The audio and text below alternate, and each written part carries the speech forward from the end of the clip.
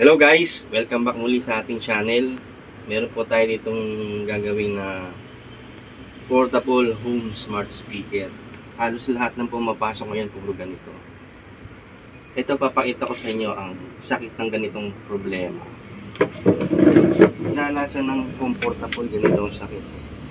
Blinking red lang lagi siya. Tingnan natin.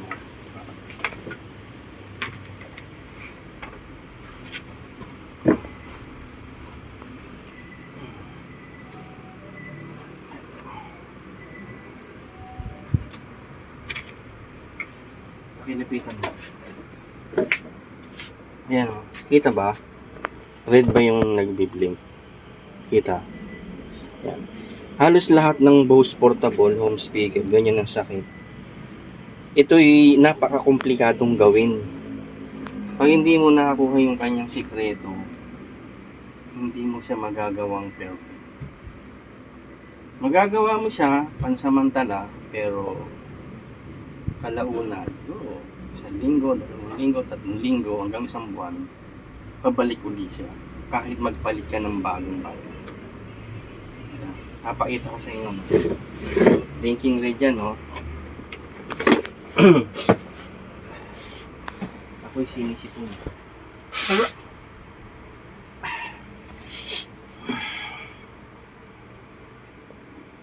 Medyo komplikado yung ano, ribbon masyadong manipis.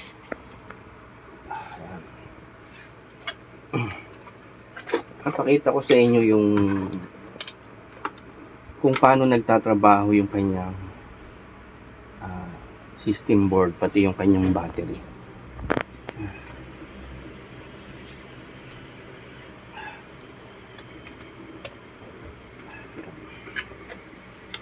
Sak natin, no? Tingnan mo muna kung may supply yung battery. Wala, zero, di ba?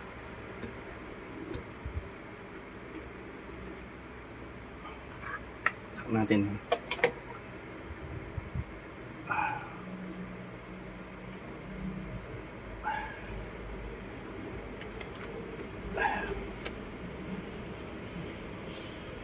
3.7 lang, no?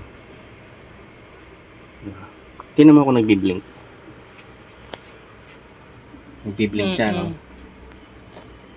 Ngayon, tingnan natin kung maibubos natin siya. Kung kaya siyang ma-shock. Dapat yan kasi pag saksak mo dapat ng charger, dapat 7 volts kagad yun. Kaso 3 lang eh, yan. Halos 0 na, no? Ngayon, tingnan natin pag sinak natin. Susuplayan mo lang siya ng kanyang ng supply yung kanyang battery. Kasi itong times 1, may supply yan eh. 3 volts. Pakita ko sa inyo. Kaya lang, baligtad dito. Yung positive ng analog, magiging negative na. 2.5 nga lang yung ano, kasi mahina na yung battery. Pag binaligtad mo yan, pagka hindi siya opposite, negative, kaya ito baligtad to eh, yung analog. Hindi gaya ng digital. Kung ano yung positive, positive na talaga yun. Yan. Tetestingin natin, no? Kung pag sinak natin ay lalabas yung kanyang voltage.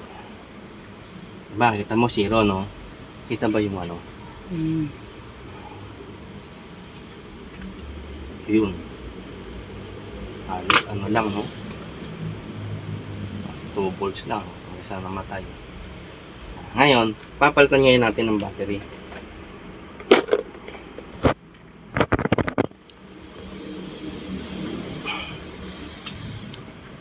Lapit na matanggal. Dami ko na napalitan ng battery, oh. Tinapon ko pa yung 10 battery na ganyan. Halos karamihan kasi pag nasisira yung tong mga portable, battery lagi. Ngayon, kung magpalit ka ng battery at mapaandar mo, tapos na. Hindi doon nagtatapos yung kasaysayan ng ganitong Bose portable.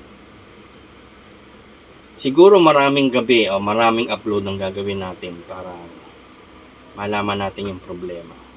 Sa ngayon, nagsisimula tayo kung saan ang dapat natin gawin.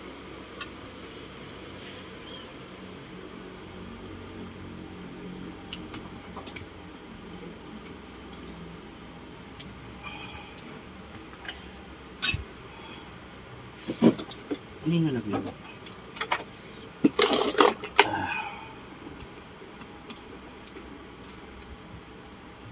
Yung pan-testing mo, nalaglag yata. Hindi, ano yung pang charger lang.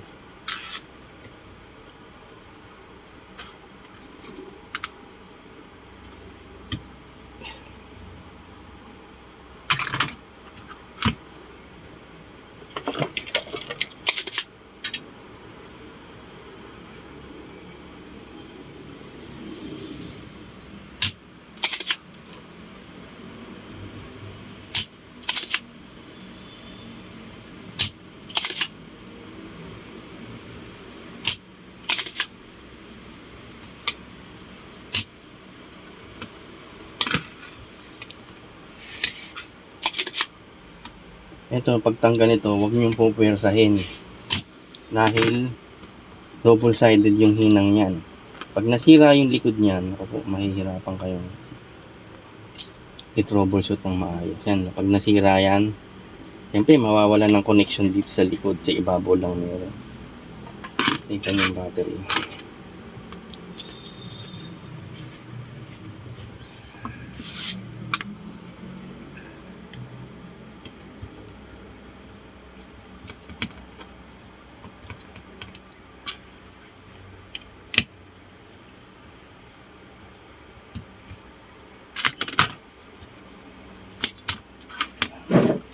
Isang assembly ang binibili ko lagi, ganyan. Ang dami ko na napalitan. At original yung ating binibili, hindi talaga fake.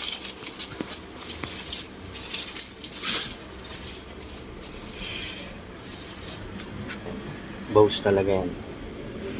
Diba, original. May seal pa yan. Kaya, pag nagpagawa kayo ng gantong Bose, medyo may kataasan nga lang. Kasi, ang halaga nito, kung bibili mo siya, nasa 27,000 pa. Yun ang pagkakaalam ko. Kaya medyo masakit din pag nagpagawa nito. Tapos natin yung battery, no?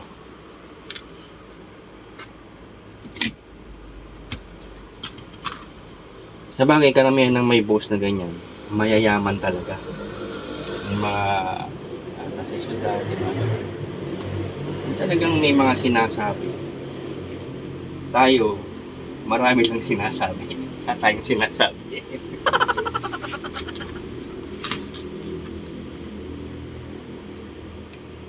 Kasi maganda talaga yung tunog ng Bose. Tignan natin kung may supply. May supply, di ba? Kasi hindi pa nag-activate yung serial clock at serial data niya. Kasi itong battery, may ano yan eh. May board din yan eh. May sarili ring firmware yan. Matutuklasan nyo rin. Malalaman nyo rin yan. Dito muna tayo. Isa-isa lang.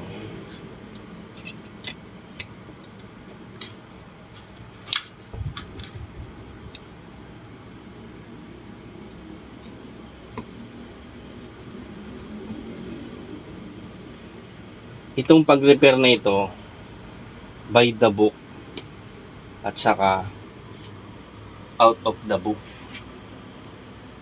Sabi nga ni Art Studio, isang kaibigan natin na vlogger din. Shoutout sa'yo, Sir Art Studio.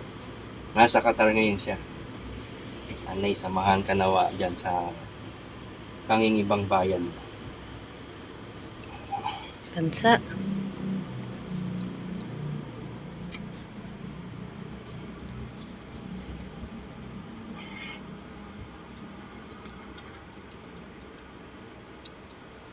Masakit na naman yung balikat ko. Ang bali ko.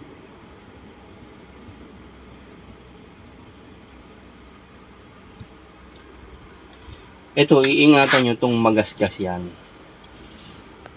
Yan yung foil. Kasi pag nagasgas yan, wala na yung pinaka-enamel niya. Magsushort yan. May ginawa akong ganung boss eh. Hirap na hirap ako. Ba't kaya ayaw mag-charge? Yung pala, nagasgas yung foil. Siyempre, pag nabalatan yan, makikita mo na yung tanso. Pag nilagay mo yung tornilyo, magsushort siya. Mga ganyan, dapat alam din natin yan. Sa'yo tingga.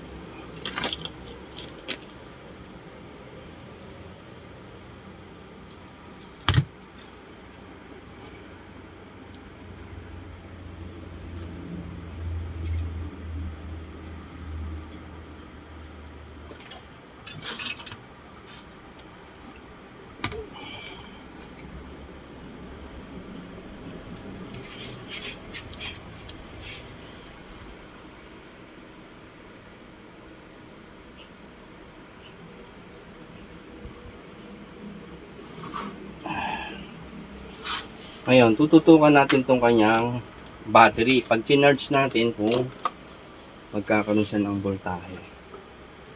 Ng 7 volts.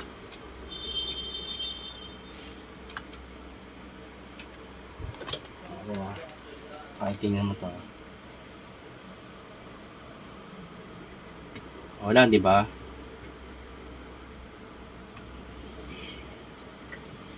Oh my God. Ayan, 7 volts, di ba? Sabihin, good na yung battery natin. Pero, nagbiblink din. nagbiblink pa rin siya ng red. Bakit? Kasi, itong naditig niyang battery na ito, may fault, di ba? Sira. Kaya yung memory na sagap ng kanyang mainboard, yun ang pagaganahin niya. Yun yung huling store niya eh. Ngayon, tingnan natin yung voltahe. 3 volts, diba? Pabagsak ng pabagsak, diba? 3, 2, 8, 2.7, 2.6, 2.5, 2.4. Pero bago yung battery, ba't bumabagsak, diba? Yun nga kasi, synchronize ang dalawa na yan eh. Pag may na-detect na problema dito sa battery, isa-shutdown ngayon yung system mo. Hindi niya pagaganahin ng maayos. Kaya, ang pagre-repair nito, may 5 step. Pag hindi mo nagawa yung 5 step, hindi mo mape-perfect yung repair nito. Kahit palitan mo pa ng battery. Maraming paliwanag, sobrang daming paliwanag na pasikot dito sa ganitong Bose. Tingnan natin yung voltahe. Wala na siya, di ba? Ngayon, susuplayan, i-activate natin yung kanyang supply sa pamamagitan ng pag-shock. Tandaan nyo yung positive nito, negative. Baligtad kasi yung analog eh. Parang yung diode, baligtad yun eh. Yung anode dun, yun yung mismo yung cathode eh. Yun yung positive nun eh. Pero ang nakalagay sa pag-aaral, lalayo tayo, huwag na natin pag-usapan yan. Dito na lang tayo. Ayan na, 0 no. Susuplayan ko siya no. Tingnan mo kung magbabago ma.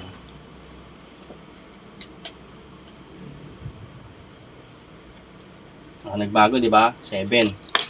Ngayon, tingnan natin kung magbabago. Yun, nag-boot siya.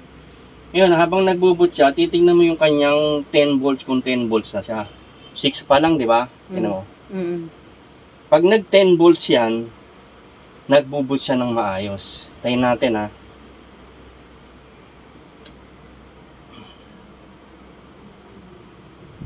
Six da. Ano ma? Ano nagbi-blink ba? White. White.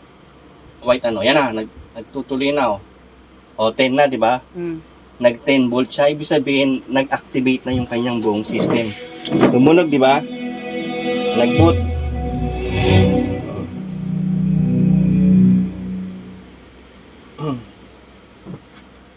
Battery 27%. 27% kasi hindi pa nagcha-charge ng maayos eh. Di Diba? Ngayon, akala mo ngayon buo na yan kasi nag-ooperate eh. Patugtugin natin ha. Lagyan muna natin sa ano. Ready to connect. Tingnan mo yung Bluetooth ko. Nagbura na ako ng 300 mahigit yan, pero ang dami. Ganyan karami yung gawa natin na Bose. Tayo natin ha. Natin to. Papasok.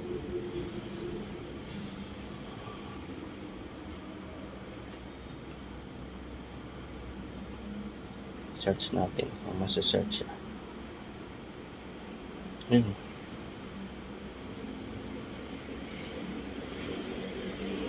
Ayun nagpira.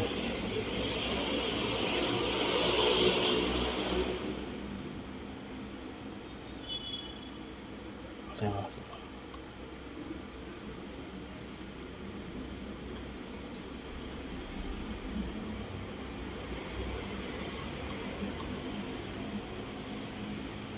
Yan lang hirap sa Bose Portable, lang hirap kumanik. O dahil sobrang dami na nakakonik sa akin.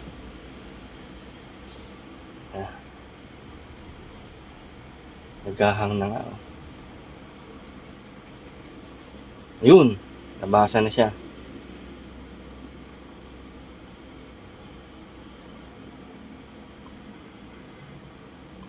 Tayo kumanik. Tayo natin. Nagbo-blue. Oo, naghahanap ng ano yan eh. Bearing. Vivo Ayan, 1819. kumunik na ako. Connected. Nakakonik na, no? Nag-ooperate na siya, no? Tingnan volume natin. Volume, di ba? Taas natin. Masyadong kita yung ilaw niya. Ang liwanag. Maputi kasi pero kung itim yan, makikita mo. Patugtugin natin ang tugtog.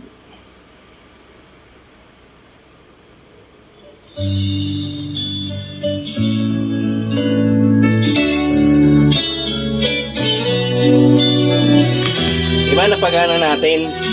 Nag-boot ng maayos. Sabi ko kanina,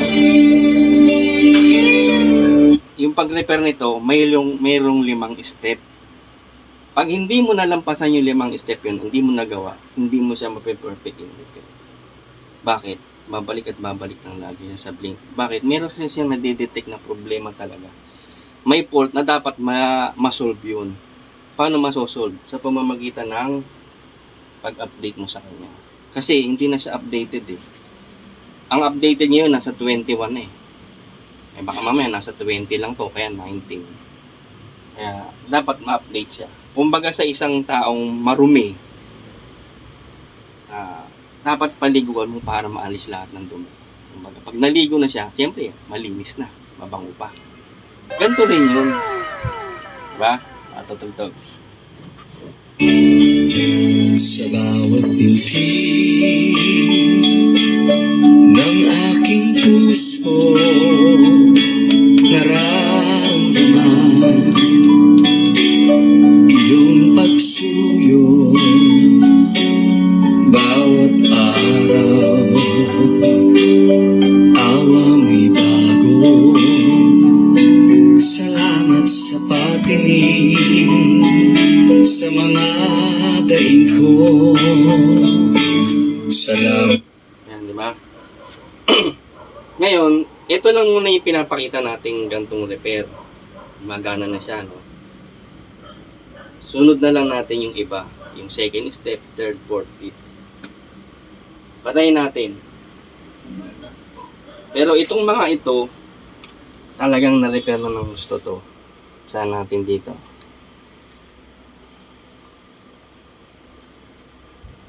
Battery 40%. Connecting to Vivo 1819. Vivo 1819. Connected.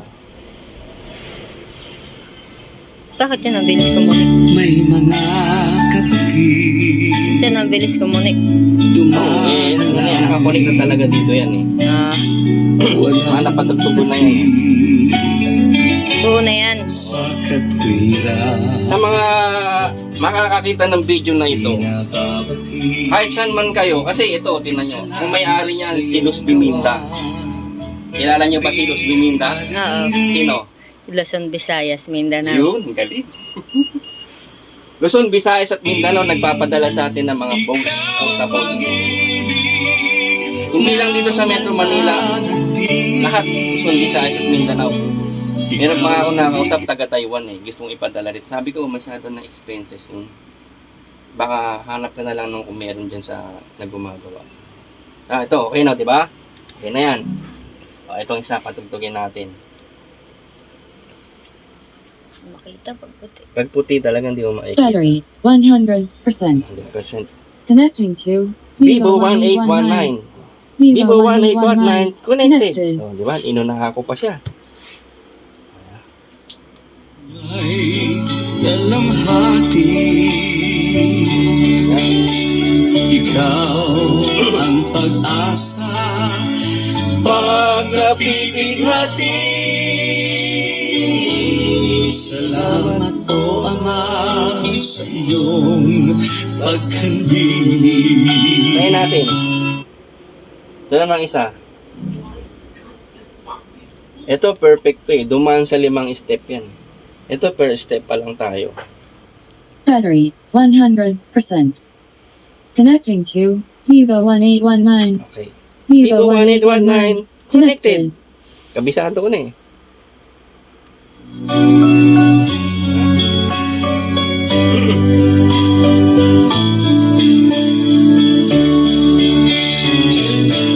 Iyong salita'y aking kaaliwan, kagalakay iyong kautusan. Inihahaya itong kahilingan. Samahan mo ako magpagkailan hanggang ikaw ang pag-ibig na nananatili. Patayin natin. Ito namang isa. Tinitesting lang natin kung talagang gawa. Kasi baka mamaya isipin hindi gawa. Ito, hindi pa natin ginagawa. Ongoing pa lang yan. Pero step pa lang yan dalawa. 75%. Connecting to Vivo 1819. Vivo 1819. Connected. Ibang kanta naman. Ito gusto ko. Paborito ko ito Kung ay dalamhati, ikaw ang pag-asa, pag napipighati. Salamat po Ama sa iyong pagkandili.